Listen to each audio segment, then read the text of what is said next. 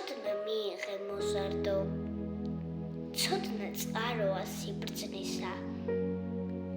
ვინც ამ სიმდიდრეს მიიღებს, ის ჩაითვლება ღვთისღერსად. ცოდნა უშუალოდ არ მოდის, მას ოფლის დაღვრა სჭირდება. ვინც მას იოლად შეხედავს, დღე დაუდგება ძვირია. ამიტომ გირჩევთ ბავშვებო, განზე გადადოთ სტვირია.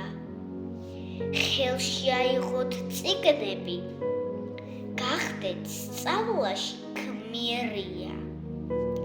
სწავლა მოსწავლე დავითის, სწორად სავალი ხიდია.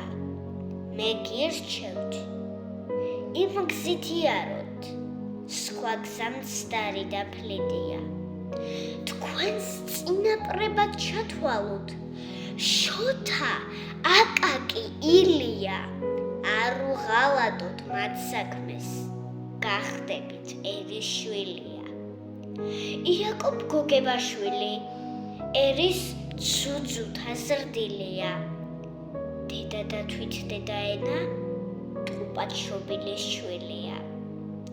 თუ დედაენით არ ხარ გაზრდილი, რა ქართველი ხარ, რა დედის შვილი.